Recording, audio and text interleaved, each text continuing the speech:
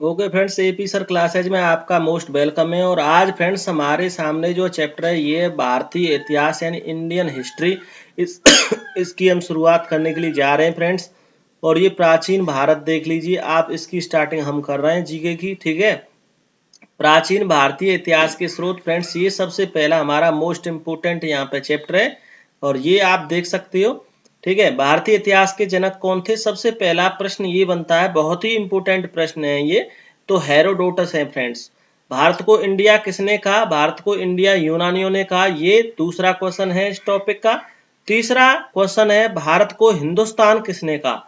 तो फ्रेंड्स, भारत को हिंदुस्तान सबसे पहले अरब और ईरानियों ने कहा था। ये आप यहाँ पे देख सकते हो।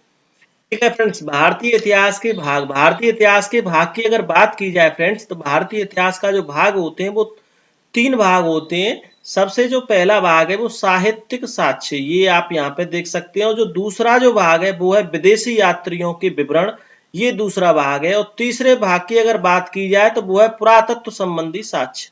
ठीक है फ्रेंड्स, इस तरह से ये आपके 3 भाग हैं भारतीय इतिहास के। क्वेश्चन नंबर 4 है, भारत के 9वें भाग किस पुराण में बताया गई? पुराण नहीं, पुराण है, ध्यान रखें, यहाँ पे पुराण है, पुराण नहीं है ये।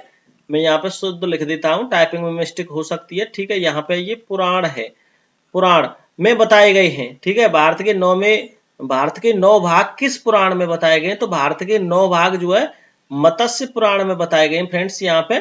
ठीक है, ये देख लीजिए मत्स्य पुराण, ये लिखा हुआ है मत्स्य पुराण, ध्यान रखें आप इसका। ये मत्स्य पुराण में भारत के 9 भाग बताए गए हैं। ठीक है, इसका ये आंसर है। भारत को जम्बूद्वीप किसने कहा? मोस्ट इंपोर्टेंट 5वां क्वेश्चन बनता है, भारत को जम्बूद्वीप किसने कहा? तो फ्रेंड्स, भारत को अगर जम्बूद्वीप की बात की जाए तो ये जैनियों ने सबसे पहले भारत को जम्बूद्वीप कहा था। फ्रेंड्स, 6वां क्वेश्चन है आपके सामने, भारत का नाम किसके नाम पर पड़ा था? तो राजा दुष्यंत के पुत्र भरत के नाम पर पड़ा था। तो फ्रेंड्स, आप चैनल को सब्सक्राइब कर लीजिए और अपने दोस्तों में शेयर कर दीजिए, जिससे उनको भी मालूम हो जाए कि एपी सर क्लासेज में और ये जीके स्टार्ट हो चुकी है।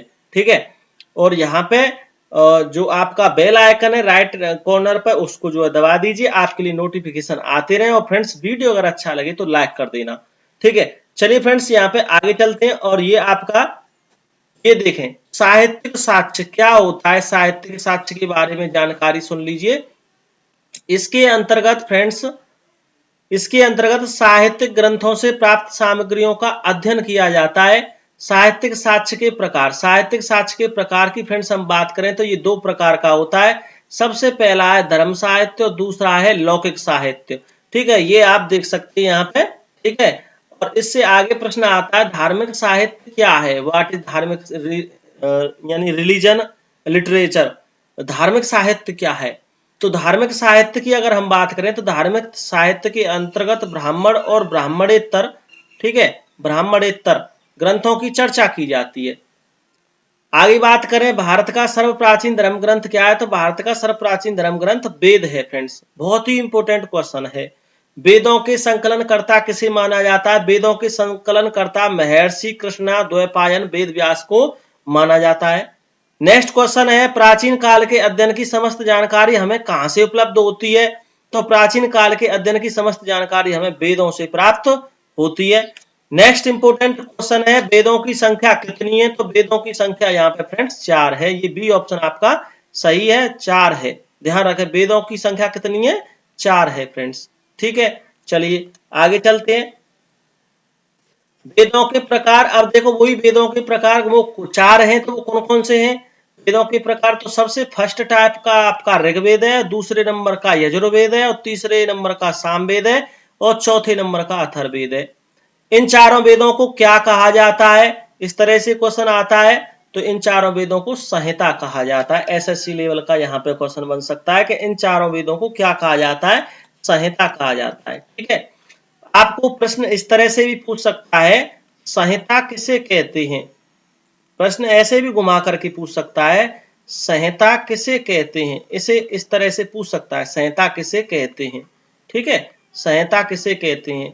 तो इन चारों वेदों को कहते हैं। ध्यान रखें, जो चारों वेद हैं इनको जो है संहिता कहते हैं। चारों वेदों को संहिता कहते हैं। ठीक है, चारों वेदों को इस तरह से भी फ्रेंड्स यहाँ पे क्वेश्चन बन सकता है।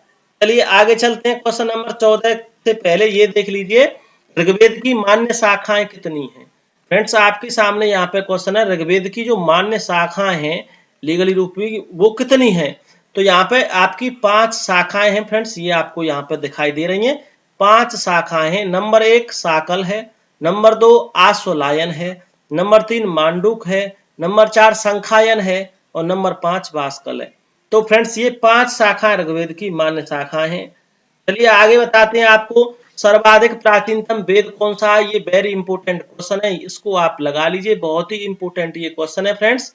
सर्वाधिक प्राचीनतम वेद कौन सा है। सर्वाधिक प्राचीनतम वेद ऋग्वेद है, बहुत ही इंपोर्टेंट है। अब यहां से ये सीजीएल लेवल का क्वेश्चन, यहां से ये बनता है सीजीएल लेवल का क्वेश्चन, ठीक है। ये सीजीएल लेवल का क्वेश्चन आपका यहाँ पे बनता है।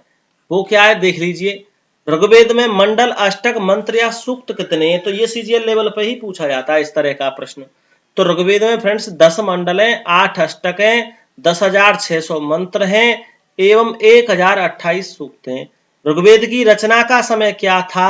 अगर ऋग्वेद की रचना का समय देखा जाए तो सामान्यतः 1500 ईसा पूर्व से 1200 ईसा पूर्व के बीच ऋग्वेद का सामान्य समय था।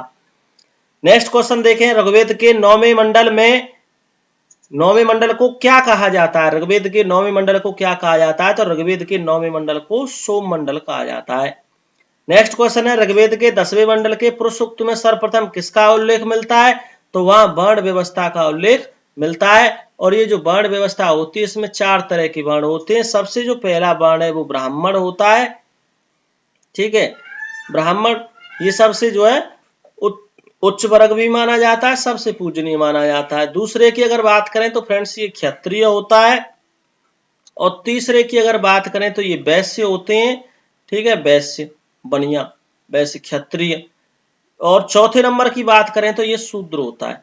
तो इस तरह से ये 4 जो है आपके वर्ण होते हैं। और इन चारों वर्णों का जो व्यवस्था है, जो चारों वर्णों का जो उल्लेख मिलता है वो ऋग्वेद के 10वें मंडल में पुरुष सूक्त में मिलता है। गायत्री मंत्र का उल्लेख किस वेद में मिलता है। गायत्री मंत्र का उल्लेख ऋग्वेद में मिलता है फ्रेंड्स। भारतीय संगीत का मूल किसे कहा जाता है। तो भारतीय संगीत का मूल आपका सामवेद को कहा जाता है। ये रहा, ठीक है फ्रेंड्स। और अगली वीडियो में आपसे फिर मिलते हैं। चैनल को सब्सक्राइब कर लीजिए, लाइक करो और अपने फ्रेंड्सों में शेयर कर दीजिए।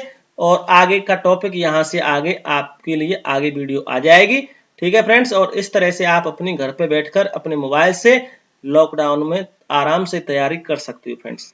जय हिंद, जय भारत। अगली वीडियो में फ्रेंड्स फिर मिलते हैं आपसे।